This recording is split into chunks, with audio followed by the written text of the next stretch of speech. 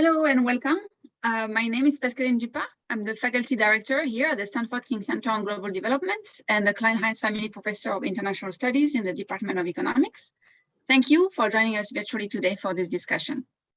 Before we jump into the topic for today, I want to share a little bit about our center. The center is working to help improve the lives of people living in poverty around the world. And we do this in three main ways. We support research that aims to inform policy and practice on critical development issues. We help train the next generation of thinkers and leaders in global development. And we foster conversation about current issues in poverty alleviation and development, such as the conversation today. And our discussion today is part of our speaker series, which features talks by distinguished scholars and policymakers. And I just wanted to announce the one for next month, where we will be hosting Sir Partha Dasgupta in a virtual conversation with King Center faculty affiliate and economics professor Larry Golder. They will discuss the challenges of protecting biodiversity while achieving economic development. And I hope to see you all at that event. Now, let me introduce today's event. But first, I need to let you know that this event is being recorded and it will be posted on the King Center website early next week. The moderator for today's event is Jenna Davis. Jenna is a professor of civil and environmental engineering, the Higgins-Magid Senior Fellow at the Woods Institute for the Environment, and an affiliate at the King Center, and also a member of our leadership team. Professor Davis heads the Stanford Program on Water, Health, and Development, and her research has really transformed our understanding of the interplay between access to clean water, economic development, and public health. She has conducted field research in more than 20 countries, including most recently Zambia, Uganda, and India. And her contributions to teaching and mentoring students at all levels have been absolutely immense. So thank you, Jenna, for all your contributions to our community and for being with us today. I look forward to the discussion and turn the floor over to you to introduce today's speaker. Thanks very much, Pascaline. And thanks also to the King Center for hosting this event, with a special shout out to Leslie Murray and Jessica Leno, who had to organize this twice when COVID spoiled our plans to actually have an in-person seminar. And thanks also to Dr. Dan Smith, who as a Stanford alum and a member of our speakers team at the World Bank had the terrific idea of putting this event together in the first place. And finally, thanks to the Center for Innovation in Global Health and the Stanford Program on Water, Health, and Development for co-hosting.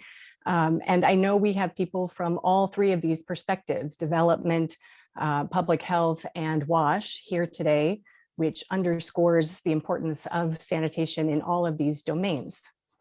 And no one knows that better than our speaker. So Param Iyer, who is currently back at the World Bank as a global leader of strategic initiatives, including a new public-private civil society partnership called the 2030 Water Resources Group.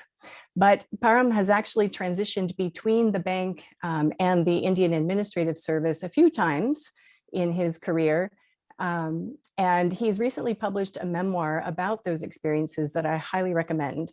One particularly important chapter of that storied career is the period 2016 to 2020, when Param led what is arguably the most ambitious national sanitation program in history, the Swachh Bharat, or Clean India Mission, which was announced by Prime Minister Modi in August of 2014. And I will tell you that when I heard that Param had been tapped to lead implementation of Swachh Bharat, I had two simultaneous and intense reactions. The first was, there's no better choice. This is the perfect person for this job. And oh my gosh, I hope he's going to be all right, because it was such an ambitious undertaking. So clearly he's all right. You know, we're happy to see that. And clearly Swachh Bharat has had a huge impact on India, as we'll hear from Param. So the game plan is as follows. I'm going to turn it over to Param to set the stage for us with a short presentation about Swachh Bharat. And then I get to talk with him about some of the issues that I've been wondering about and wanting to learn more about the program. And then we'll bring in questions from all of you in our audience. Some of those have already been submitted via the King Center website, and others can come in during the talk. So here's the charge to the audience. You should see a box on your screen where you can enter questions that come up for you while you're hearing Param speak and the two of us talk. And Dan Smith is ready to receive those and will be organizing them and sending them over to us. And we'll get to just as many as we have time for today. So with that, thank you so much for joining us, Param, and I will turn it over to you. Thanks very much, Jenna, and to the King Center for this opportunity. It's a privilege to be here. And as you said, I'm still somehow standing and going to tell you a little bit about the program first in a brief presentation, and then really looking forward to the discussion with you, and then comments, suggestions from the audience. So let me try to share my screen. So, okay, this is, I'm sorry if we got the date wrong. It's, but should have been today. And as Jenna mentioned, I'm back in the World Bank. Can we go to the next slide, please?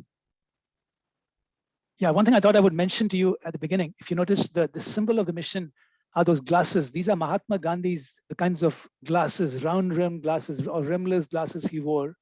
Symbol of the program, quite important because everyone associates tagline in Hindi says ek kadam, and so that symbol is kind of across ubiquitous in India. Now, what was the challenge when this program started? If you look at the scale, right, you can see all those big numbers there. All of you know India, 1.3 billion people, more than 500 million defecating in the open, 60% of the world's open defecators, so many villages, and really creating demand for a product that no one wanted, toilets, till then. And so it became a really wicked problem, right? How do you implement a program giving people a product for which there was no real demand? So it had to be stimulated, behavior had to be changed. And then if you look at the context, sanitation, absolutely not on the development priority for India. Since 1947, since Indian independence, they'd been pretty static. In fact, coverage was virtually zero till 1980. And even then it increased. There were some government programs. It went to about 38% between 1980 and 2014. So this was business as usual. And then something dramatically changed on 15th August 2014. And I want to play a little clip for you. I think that was the tipping point in the India's sanitation journey. So can we play the next slide? It's a clip of the Prime Minister's speech, 15th August. भाइयों बहनों, आपको लगता होगा क्या लाल किले से लाल किले से टॉयलेट की बात बताना ये कैसा प्रधानमंत्री है? भाइयों बहनों, मैं नहीं जानता हूं मेरी कैसी आलोचना होगी, इसे कैसे लिया जाए, लेकिन मैं मन से मानता हूं। मैं गरीब परिवार से आया हूं, मैंने गरीबी देखी, और गरीब को इज्जत मिले इसकी शुरुआत यहीं से होती है। और इसलिए स्वच्छ भारत का एक अभियान इसी 2 अक्टूबर से मुझे आरंभ करना है। Right. So when I saw this speech, I was actually sitting with my wife in our apartment in Hanoi in Vietnam, working in the World Bank in our country office in Vietnam. And I couldn't believe that the Prime Minister of India was talking about toilets and open defecation from the Red Fort. You know, this is the equivalent of the State of the Union address. It's on Independence Day in India from the Red Fort in Delhi. It was unbelievable. And I remember telling my wife, you know, I cannot believe that the Prime Minister is talking about toilets. He's launching this program, and I really need to be back in India. And of course, by then I had already quit the civil service, and there was no chance of going back, except that the impossible happened about 15 months later, which is a very long story. And I was given this opportunity to go back and to lead the program. So what were those big challenges which were faced by the mission? And by all of us at the beginning, we like to call them the 4 S's.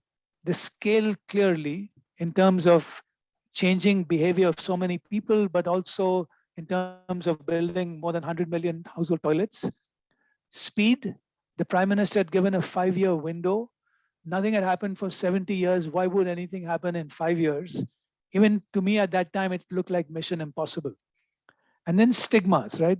How do you challenge these deep-rooted beliefs, cultural practices in India where people believe that having a toilet inside your house is somehow a bad thing, unclean, and it's better to go outside? So a lot of myths had to be tackled.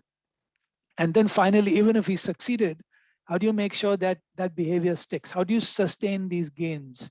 And these were some of the challenges which we felt had to be addressed. Next, please. So how did we deal with scale? Just a quick snapshot. And we realized the only way is with scale. So this was Team Swachh Bharat in India.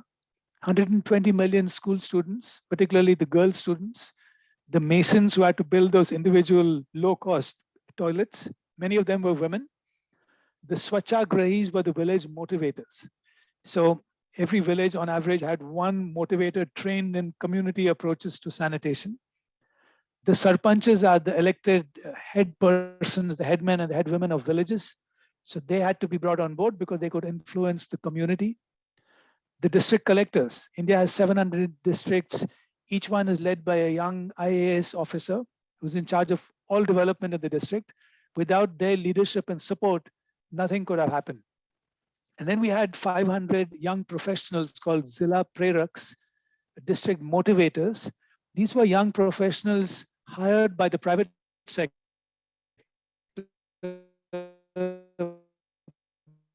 by the Tata Group, given to us. They became the eyes and ears of the district collectors, focused all the way from the Bollywood superstars to sporting icons in India. They became important at a national level to communicate the message. And then, of course, we were very lucky to have our Prime Minister also as our communicator in chief. In addition to that political leadership, we leveraged his sort of charismatic ability to convince, to address, to focus on the mission. So this is how we, in a sense, dealt with scale.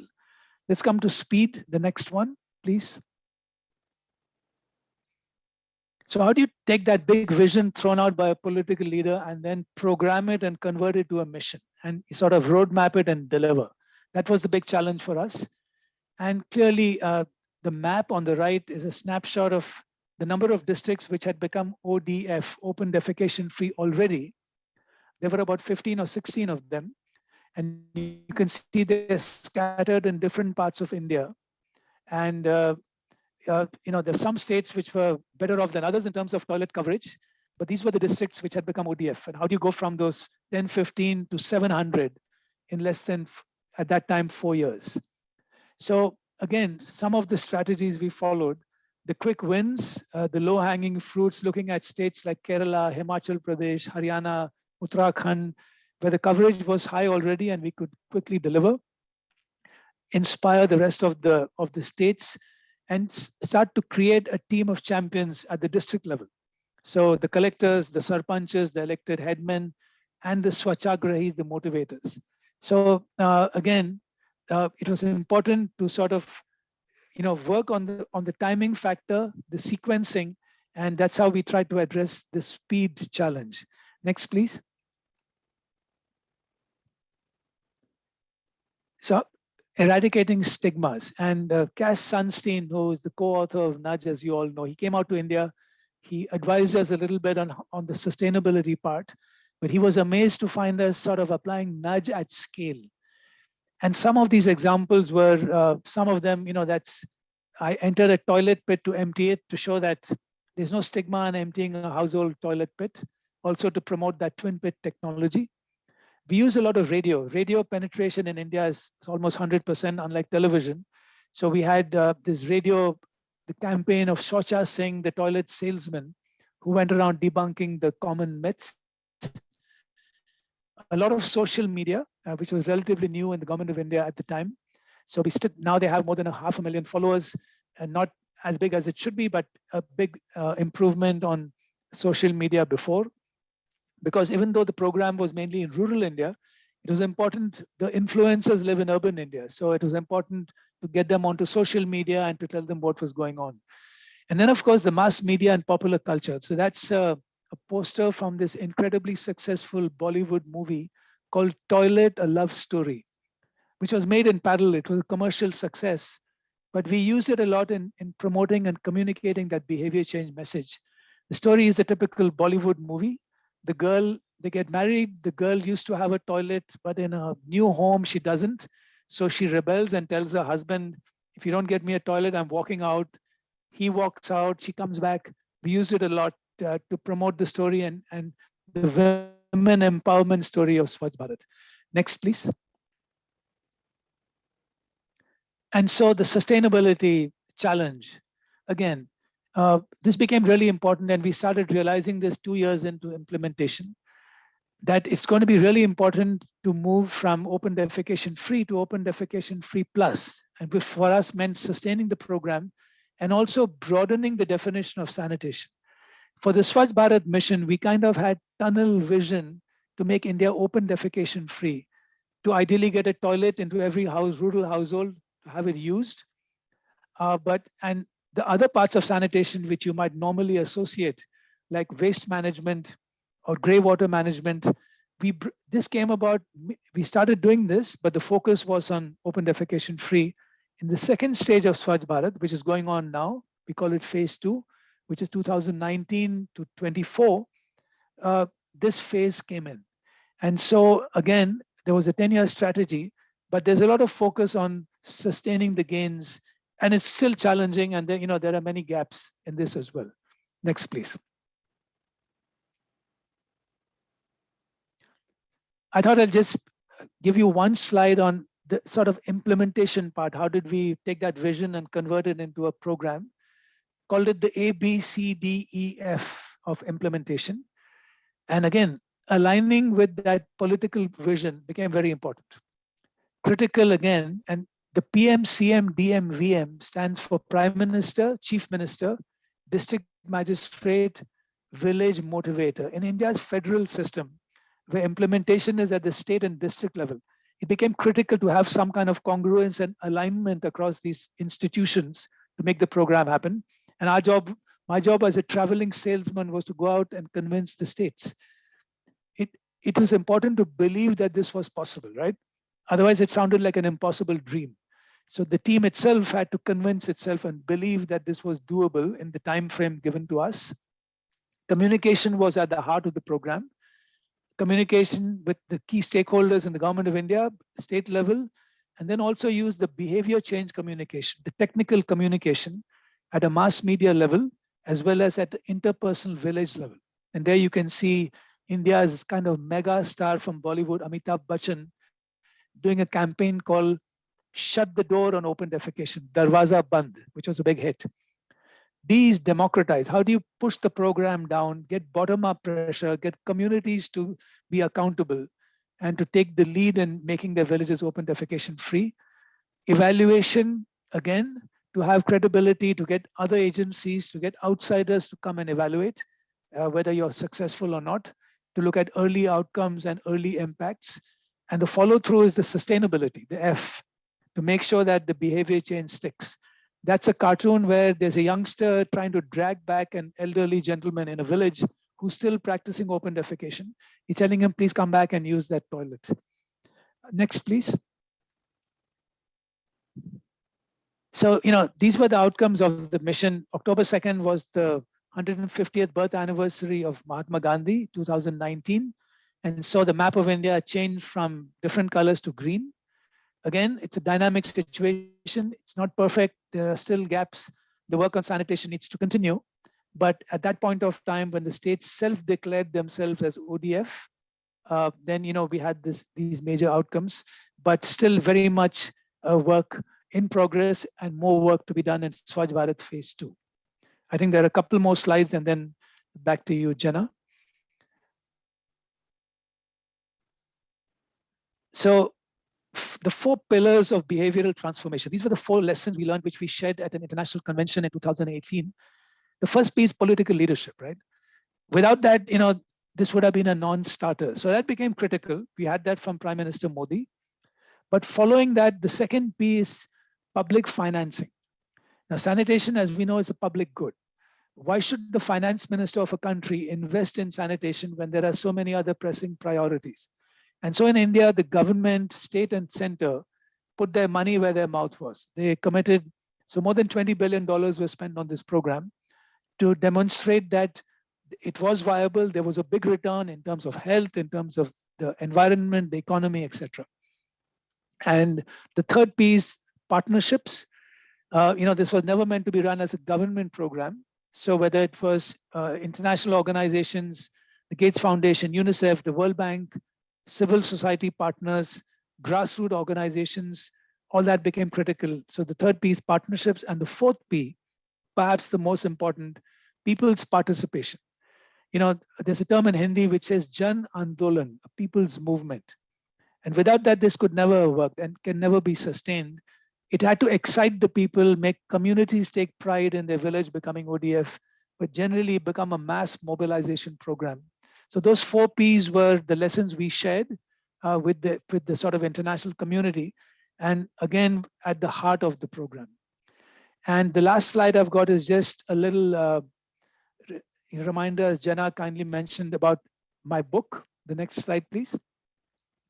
Which is called Method and the Madness, and it's a memoir, but it also tells you a lot about, gives you a little bit of an inside look at the Swachh Bharat Mission, how it worked, what didn't work, and there are also some management tips from my experience in the civil service and in the World Bank. So I'd like to stop there and hand it back to Jenna and get into a discussion. Thank you very much. That's great. Thank you so much. That's fantastic. And exciting, again, just to be reminded of really what an audacious vision that was and still is.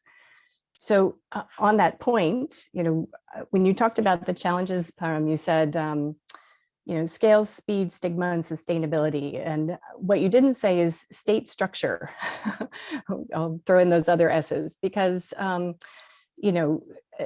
as a federalist system, sanitation, I think, is meant to be the responsibility of states, and yet here you're trying to drive a national program. So what I understand about Swachh Bharat is that there was a lot of flexibility, right? There was autonomy and given to decision makers all the way down through those different layers of leadership, which I imagine was a pro in the sense that it allowed those closer to the households to tailor the idea of Swachh Bharat to more closely fit the felt needs and preferences of communities. On the other hand, from an accountability perspective, that must create challenges, because if you're trying to track progress and folks are doing different things in different states or districts or even communities, then how are people being held accountable? So this is sort of a long preamble, but essentially I'm interested in how you balance that tension between taking advantage of the federal structure of government and then dealing with the challenges that it poses. Sure, no, absolutely, Jenna. So in India's federal system, as you rightly mentioned, sanitation is in the state list of the Constitution of India. So the responsibility, to legislate and implement the state's responsibility. In fact, that was one of the first challenges I faced when I took over my job. The senior most officer in my ministry, he said, "Sir, how are we accountable for this program? The Prime Minister might have announced this, but the states have to implement it. So what are we really doing? We can give them some financial incentives, we can set a policy framework, but why are we being held accountable to deliver?"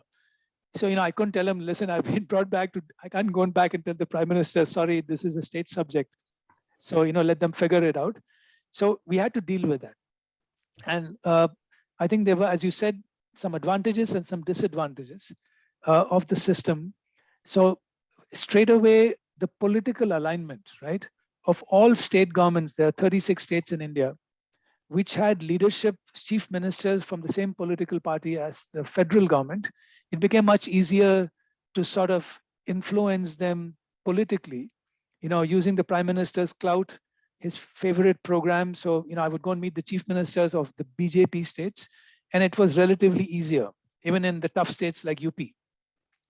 And then in other states where you had leadership from other political parties who didn't see who had no incentive to implement this program because they thought that the Prime Minister and the BJP would get political mileage. So they started dragging their feet. So they had to be tackled, right? And in the federal system, you have to incentivize the state. You can't really, even if you give them financial resources and capacity building assistance, unless the chief minister of a state, the political leader, prioritizes sanitation, it ain't going to happen.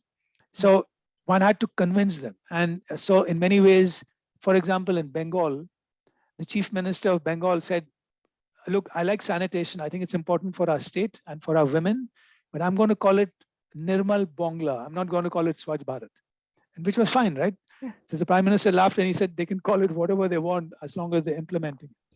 So in the federal system, we had to work the system, and we had to work with the political leadership, the civil service network, which I activated big time, having been from the IAS. But then at the community level, there needed to be a lot of flexibility, as you mentioned. And there's incredible diversity in India. And so the Northeast, the South, it's quite different.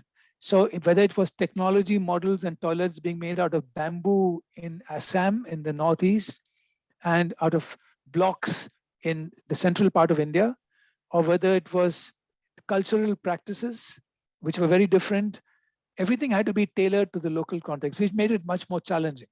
But because we empowered the states and the districts to follow their own systems, as long as they broadly conformed with the overall policies, right? A toilet incentive, we want people, we want safe toilet technology. We encourage the use of the twin pit model. How you trigger behavior change, up to you. Here are some models of triggering behavior change. You want to use disgust, you want to use emotion. These are the tools you can use and you can adapt. So we did a lot of that, and it seemed to be working in a sort of diverse country like India, but always a challenge, and need to balance the kind of federal top-down, if you like, political influence, convincing them and letting that percolate down, with letting local ingenuity, innovation come up, and all kinds of things happened there. We had schoolgirls who came out on the streets of Bihar, demanded toilets, so triggering up a bottom-up movement from their parents and their teachers. And then you had the chief minister of Goa, relatively developed in the western part of India, saying we're going to build septic tanks in every household. So whatever worked was okay with us.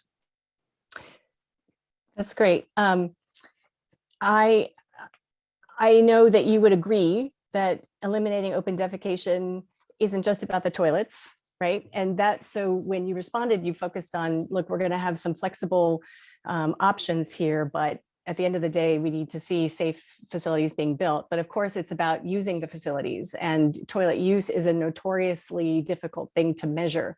So again, from the perspective of monitoring progress, tracking progress, incentivizing, and holding people accountable, can you talk about how, how the mission measured, or the variety of ways, I'm not sure, what was accepted as evidence of toilet use as opposed to just the existence of facilities? No, absolutely. That was the most critical challenge we faced, right? How do you change behavior? For us, change behavior was continued usage of toilets. In fact, on a lighter note, and I understand the speaker before me, or one of your speakers at the King's Center, Abhijit Banerjee, the Nobel laureate, who came over to India. So he came home in Delhi, and he said, listen, he was talking of toilet usage. So he says, why can't we have some technology like an eye in the sky, which can movement of excreta in an individual toilet moving down the toilet bowl? I was in the midst of, I just joined and we were trying to program. I said, listen, it's a great idea. And if anyone has done this before, please let us know and tell us how much it costs. So, the practical difficulties of measuring toilet usage, Jenna, as you know very well, everything I learned from the late Val Curtis about how do you measure usage. So we tried to bring in those lessons. In the end, it was about through surveys. We did an annual national rural sanitation survey, 100,000 households, every state, every district, sample basis, household questions, talking to sort of triangulating with the neighbors in terms of, does this house have a toilet? And then asking, repeat questions, wandering around the village to check whether there's any excreta lying around. So there were a number of ways, but it was quite rigorous. So first of all, a village which declared itself open defecation free had to do it in an open meeting in a village. So they had to declare themselves as a community. Then there was an external check to make sure that by another agency from outside the district.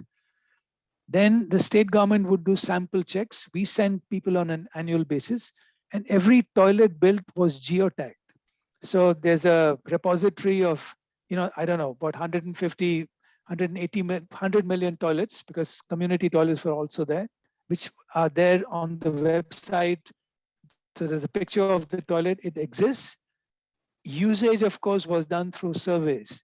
So, and again, you get feedback from everywhere. In some cases, we had reports from some states, toilets built, not used. We would get pictures of them. And so it was a constant battle. And the sequencing became important. Should you spend a year of triggering behavior change before you build the toilet? Can you afford to do that, or you do it side by side? So these were the challenges, the practical challenges of implementation. But measurement was always on our mind. I think to a large extent we addressed it, but it's never fully successful. It's always a challenge. And usage, change of behavior, it can be pretty intrusive if you're going to sit in a tree and observe, are people actually going inside, using water, coming out of the toilet? If it's inside the house, it becomes even more difficult. So a lot of challenges, and we tried to do it in the best way we could. Yeah, that's great. And I know you partnered with a variety of, research institutes and individual researchers, to be sure you're bringing the current science to bear around that, because it's, surveys are hard. It's hard. You have various kinds of bias that are associated with it. But I have maybe a slightly snarky question about this, the validation process. And can you help me understand, is it in anyone who's associated with that validation process, what incentive would they have to kind of fail a village that's trying to declare itself open defecation free? Isn't it much easier just, for everyone to say yes and check off the box? What consequences would there be if there is misreporting?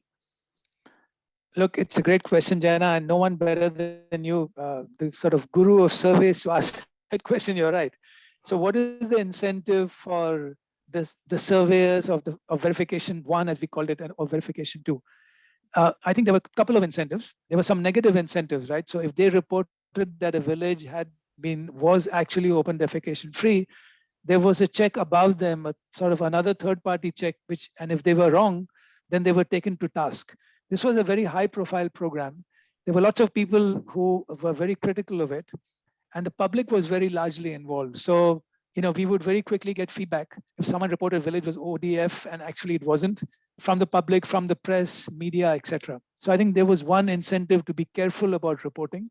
There was also, to be frank, an incentive to declare everything ODF quickly as well. So I think there were both those incentives. I think more than anything else, there was the sort of, when the district magistrate got involved, it became very important for them, because they were also, it was a little competitive, and to declare their district open defecation free, they were responsible for all development programs, as you know, and there was very rigorous checking to make sure that when they got their award from the Prime Minister, everything was kind of kosher and true. So at a sort of higher leadership level, there was a greater incentive to make sure things were okay. I remember the Prime Minister telling me his own state of Gujarat, he said, whenever Gujarat declares itself ODF, you've got to double and triple check it, because people are going to go out there with a microscope, making sure that they report on people actually defecating outside. So they were pretty careful. Again, nothing is perfect, but I think the incentive to verify and to do it properly was probably higher up the sort of command chain than lower. That was the reality. And then, of course, we had an incentive to make sure it was okay through third-party checks, but recognizing that it's never perfect and there will always be challenges. And to the last point on the biases in surveying and responding, one of the challenges we also faced was respondent bias by the household, right? So the surveyor goes to a household and say, hey, you have a toilet, are you using it? And they say, we don't, when actually they do, because they think if they say no, there's a possibility of getting another toilet from a government program. So we had to deal with that as well. Yeah. Great. Thank you for that. I'm to shift gears a little bit. One of the things, when you and I first met, there was the start of what I think has been an important transition in the sanitation sector. Okay, in the sanitation sector, sorry, which is moving away from thinking about sanitation as an infrastructure problem to sanitation as a service, right? And that service isn't just the containment of waste in a pit or a tank, but it's also about, the transport, the treatment, the disposal and all of that. And so you mentioned the ODF plus designation, and I completely understand, given the scope, the magnitude of the gap you're trying to close, and the in such a brief amount of time. You mentioned sort of having tunnel vision a little bit about just focusing on first things first. But now putting on sort of an engineering hat, if in fact that whole service cycle had been taken into account, I could imagine that there would be different choices made about even those toilet technologies that might make them more amenable, more suitable for sustainable long-term operation and maintenance. So I'm wondering if you had it to do over again, thinking about this question, rather than ODF, rather than a ODF plus or a phase 2, what changes could you imagine having made to kind of incorporate that desire for sustainable outcomes into the original program design? Yeah, it's a great question. And looking back, I think we could have done a couple of things differently if we were focusing more on the service delivery aspect, as you mentioned. Again, look, this is all linked to sort of electoral cycles as well, right? There's a 5-year cycle in national elections in India, and typically political leaders and parties try to achieve certain development goals within that time frame, and that's what we had to focus upon. And having an ODF India has got huge health and economic benefits as well, so no regrets there. In terms of the ODF plus agenda and looking at sanitation more broadly, if we had more time and a bigger mandate as well, then I think that perhaps we would have looked at sort of more sustainable sanitation planning of a particular community or a village, and include small towns as well, because we were focusing on rural India. And urban India, to some extent, was relatively neglected, even though there was a Swachh Bharat Mission urban, but they gave it little attention. And many villages in India, as you know, Jenna, the large villages have populations of anywhere from 10,000 to 50,000, which are like small towns or even towns anywhere else in the world. So the larger, the more densely populated villages, I think particularly there, we would have probably tried a different approach. We would have gone in for more sort of decentralized fecal sludge management from the beginning. So in rural India, which is scattered and you have households which are dispersed, the twin pit technology was very apt, right? It was perfect. It was also environmentally friendly. You don't have to dispose of it, because when you switch from one pit to another, the pit which is closed and dried up, you take it out after a year and a half and you use as dry compost, as organic fertilizer. But in the densely populated villages and the sort of peri-urban areas, I think we would have gone in for a more comprehensive approach. Today the bank calls it citywide sanitation, but inclusive sanitation. We would have gone in for perhaps decentralized treatment. We would have gone in for local private operators, people who empty trucks through vacuum trucks, dispose of it through fecal sludge management, gone in for more plastic waste management, looked at what do you do with agricultural waste, cattle waste, etc. So I think if we had more time, more resources, and a larger mandate, perhaps that's what we would have done. But what is the reality, right? If you don't do it in mission mode, and if you stretch it out for too long, you lose the energy, you lose the passion, and it can go on forever. So I think there's some tough choices there, and there were trade-offs. Fortunately, we didn't have too much of a choice, and we focused on that one goal. Yep. No, I perfectly understand. Do you, and I know, you have passed the baton, as it were, but are some of those, some of the waste management efforts that you've just described, are those being pursued? Are you hopeful that there'll be that follow through? No, very much so. So even before I left, we had started designing the second phase. It was approved by the cabinet with a budget. So that's called Swachh Bharat Phase 2, running from 2019 to 24. And it's really looking at what we were talking about, a much broader definition of sanitation, including waste management. And there is, look, the pandemic has, has been a big setback over the last couple of years. In some ways, the pandemic helped promote Swachh Bharat, greater focus on hygiene, hand washing, etc. So Swachh Bharat was, ready to be built upon by the pandemic messages, if you like. But there is follow through with some gaps and some, a bit of stop and go, if you like. But I think there's increasing recognition now that you got to look at it from a broader perspective.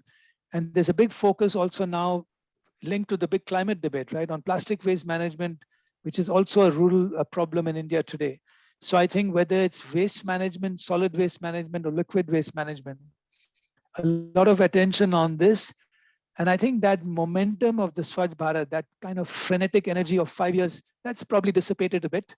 It's gone into more steady state, but I know that it's being taken forward. In fact, I was in Delhi a couple of weeks ago, and the new secretary, the person who replaced me, is very much focused on this. And there's also high-level political support for taking it forward, albeit in a slightly broader scope. Great, thanks. I'm trying to keep an eye on the clock and not take all of the space here, and turning to some of the questions that we've received from audience members. So you mentioned that that local bodies had choices about how they wanted to go about triggering behavior change related to sanitation. And I know that community-led total sanitation, CLTS, has been a common approach that's been adopted. And so some of the questions that we're receiving are about some of the, the sort of central issues around CLTS. And for those who don't know, CLTS is a well-established approach developed in South Asia. So, a very contextually appropriate approach to triggering behavior change at the community level. But some of the approaches, some of the tools, I guess, that are used in CLTS are really about sort of pride and shame, right? And I think some of the audience members are raising questions about, that can have social costs for people, right? If community members or local officials who are using shame and threats and coercion, et cetera, to drive behavior change. So this is a bit, I would say, from an economics perspective, right? This is higher cost than a nudge, right? I think the definition of nudge, at least as I understand it, is that those are small changes to the choice architecture that help advance social goals, but don't have big economic costs to the individuals themselves. And I'm not so sure that CLTS would sort of qualify in that regard. So I'm curious how much you thought about that, or were you concerned about this aspect, and how much of a problem do you think it's been in terms of implementation for the mission?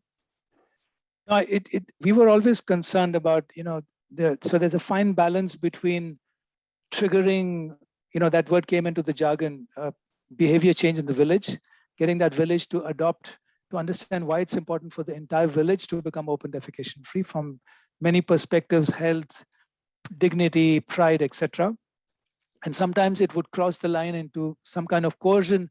So we never encouraged naming and shaming. It was more about positive communication. That was the effort, right?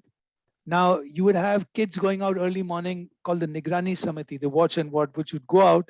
They would go out early morning because kids were great ambassadors for this program. They would pick up the messages very quickly. And if there were people, the elders, adults going out into the field to defecate, they would go and present roses to them. It's called Gandhi Giri in Hindi, which is gentle persuasion, right? Maybe a little more than a nudge.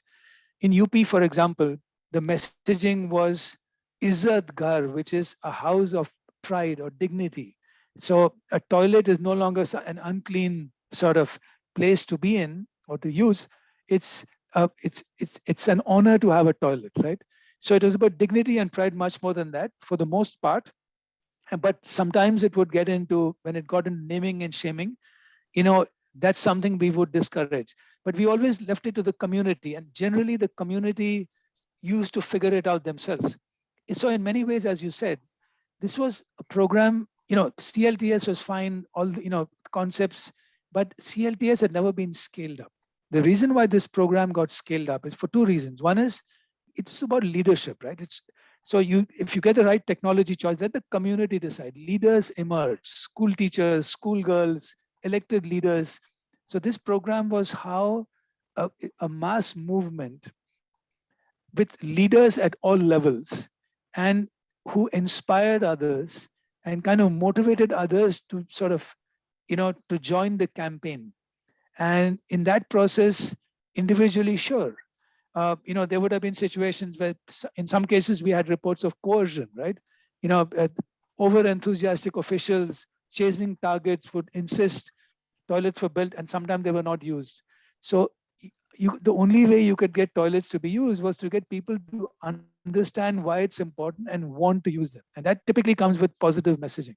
So a challenge all around, but I would say clearly on the whole, it was a movement where people were excited about the program. They took pride in their toilets and in their villages becoming ODF, open defecation free, and wanting to maintain that for the most part. That's great. I think as you're talking, it made me think back about your comments regarding, there's very low demand, persistently low demand for sanitation and for toilets. And one reason that might be the case is that, if I'm the first household in my village to end my open defecation practices and build a toilet, I may get some private benefits in terms of, convenience and dignity and status and all of that. But the main argument that we have used in the sector for investing in sanitation has been a health argument. And the health benefits of me controlling my poop actually accrue to you and everyone else. So I am curious whether there was a conscious effort by you or others in the mission to shift that messaging based on a few decades of experience about trying to sell sanitation based on health arguments. Did you think that was something that needed to be left beside and we focus more on these issues around dignity and pride, or was messaging around health still an important part of the mission from your perspective? No, I think it was critical. And I think there were two arguments which were critical. One was the health argument, one was the economic argument. And in fact, in a couple of conversations with the Prime Minister, because there'd been this World Bank study of 2006 by Guy Hutton for the bank, which showed that the lack of sanitation in India at a macro level was costing the country more than 6% of GDP. So when I mentioned that, he's a smart political leader. He said, listen, that's fine at a macro level. What does it mean for a household not to have a toilet in terms of not health? We're talking of economics. I'll come to the health in a bit. So UNICEF did another study for us, and they found that in an open defecation free village, every household would save on average something like $700 a year on account of avoided medical fees, real estate value, time savings, etc. That was a powerful argument which was used. You're going to save so much money. And so that was, the research on that was useful. Then come to the health. The WHO did a study for us. They did a lot of modeling on secondary data, and they found that this program would save the lives of more than 300,000 lives, basically kids below the age of 5 who die of diarrheal diseases a year. And so that became another very powerful argument in a village. So the research was important, the credibility of and the rigor of the research was important. And so that was used also for promotion and for messaging. Listen, you're going to save lives. So health benefits, economic benefits became very, very important in the triggering of a village, but packaged in simple, bite-sized communication which communities can understand. So the research is really important. How you communicate that is even more important.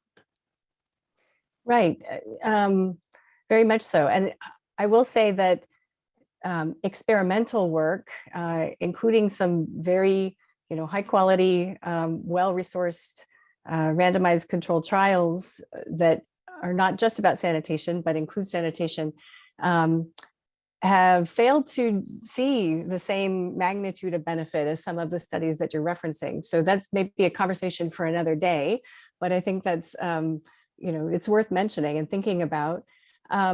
But staying with this point about evidence for a moment, we have a lot of folks in the room, so to speak, who are researchers themselves or who are practitioners that use research outputs for decision making. And several are, sort of interested in your views, Param, on what are kind of the topics that you think those who are engaged in applied research could usefully focus on, because there are persistent or remaining knowledge gaps from decision makers. So where are areas that solid evidence could really help improve the quality of the decisions that are being made in this sector? Sure. I mean, in the sort of water and sanitation sector, which I've been associated with, let's take sanitation first. So clearly, one area we really struggle with, and I don't know, and Jenna, you probably know the latest research on this. So one of the challenges is, what is that critical mass? What is that minimum level of access coverage in a community, in a village, which is going to give you the maximum health benefits, right? So what I'm trying to say is, there's been some talk anecdotally of, if you get 75% coverage in a village, then you're probably going to get more than 90% of the health benefits, or not. I would have been very happy if that research had been available. I'll tell you why. Because we had a very tough and demanding definition of 100% of open defecation in a village. And frankly, maybe impossible to achieve. And, there would always be some gap or the other. So if we were to say, okay, listen, you reach 80% coverage, it's going to give you, you don't have to worry about the remaining challenging 20%, and they may be almost impossible to achieve, of getting everyone all the time to use all their toilets. There'll be an occasional person in the family who goes out. But if you can achieve so much, so there was no evidence of that. We tried our best to get it and we couldn't get it. So that's one area which would still be useful, I think, if there's any evidence already or future research. The other one is, the question of water and sanitation. It's another critical one. So there are many different theories on, whether in India in particular, because water is always scarce, and therefore people use water for cleaning. And so if you don't have running water, how do you really, how do you use toilets on a sustainable basis? And therefore, how important is water for that? Now, our experience was empirically that actually the kinds of toilets which were used, the steep slope rural pan, you don't need more than 1.5 liters to flush. So even if you get a mug of water, it's okay. It's not ideal, not the most convenient, but you can get by and you can still flush your toilet and use it for cleaning. Now, again, water and sanitation, is that the most limiting factor? Definitive research on that as well. Of course, now under the new water program, the Swachh Bharat Mission, every rural household will get tap water. So that's going to make it much easier. So I think so these may be just two areas. There would be many others I can come up with separately. But I think one challenging thing from a practitioner's point of view, Jenna, and this is, I guess, mainly an academic audience. From a practitioner's point of view, from a politician's point of view, the train is moving, right? You can't be waiting for research. And research has got to be action research. It's got to be timely research. It's got to move with the pace of implementation. If it's already there, it's great. If it's not, as these research gaps affecting policy are thrown up, it becomes very, very challenging to wait for anything. And so the train is moving. You're trying to paint the wings of a plane in flight, right? So whatever you get is great, but planning ahead is always good if you can. And those are the challenges of, real-time research influencing policy. Understood. And by the way, I think we have quite a mix in this audience. So I'm sure there are decision makers here that could probably weigh in on this same issue. And seeing that we're running the clock here, I'll just add, I'll do a quick follow-up on this piece as opposed to starting something new. So in your ABCDEF of implementation, the E is evaluate. which in itself is a type of research. And you made the comment that, that's really important so that you can course correct, right, in real time before it's sort of too late. You don't want to run the whole program and then get your report card. So can you give, maybe to round us out, can you give us a specific example of evidence that was generated through this evaluation process during your tenure with Swachh Bharat that led to a course correction, and what was that correction? Sure. So, there was, we always had there was question marks about the contamination of groundwater, right? So, there were two views on this. One view was the IIT Kanpur, there was a professor there who came and told us, listen, you might be a very interesting question, and we never addressed it. So maybe you can do some research on this. So his point, we are containing the excreta, right, in a toilet. So therefore, you're taking it out of the public domain. And in fact, the UNICEF study showed us that because typically people in a village in India, in rural India, they defecate near a water body. So the excreta goes into the water body, contaminates the water body, and therefore by separating, by doing it in a private structure at home, to that extent, you're preventing the groundwater from getting contaminated. There was a study. But his point was urine, with its high nitrogen content, if you are putting it, there's a very interesting point, if you're putting it into a toilet which is 3 feet below the ground, how do you know that's not leaching into the soil and leading to a change in the chemical composition, which could lead to all kinds of other problems. He was even talking of arsenic. I don't know how, somehow. So so he said, we don't want to get into this. There was no research, but he's saying, have you ever thought about that? I said, I haven't, frankly. And all the evidence I've got may not be complete, is that the containment structure of a twin pit is very safe because the solid settles down, the liquid leaches out, the pathogens die within 2 feet of the liquid moving, and then you're fine. But who knows, right? So the thing was left unsaid. So that's, questions like that, we really didn't know. Now, those are all imponderables. And who knows about that kind of research. So I'm just saying that's one example of something. So these things would keep coming up, right? We had a mission to do. We knew broadly, the science was telling us that what I learned from Val Curtis, if you separate human contact with excreta, you're going to save a lot of lives, right? And that's pretty much what we did in Swachh Bharat. And the WHO study was you're going to save 300,000 lives a year because of this. And so we went along with it. Great. I know that there are folks in this meeting right now that know an awful lot about this exact question of groundwater contamination through on-site sanitation. So I'll help make those connections later. And thank you very much to everyone for all the questions. I'm sorry we couldn't get to more, but we will, sort of pass them along to Param, and I'm sure he will at least take them on board in his future discussions with Swachh Bharat team. Thank you again to the King Center, to our co-hosts, but most importantly to Param. Thank you so much for your time, and the visit today was really wonderful. Thanks a lot, Jenna, and thanks to everyone for inviting me. It was I really enjoyed the discussion when they come up. All right, thanks everyone.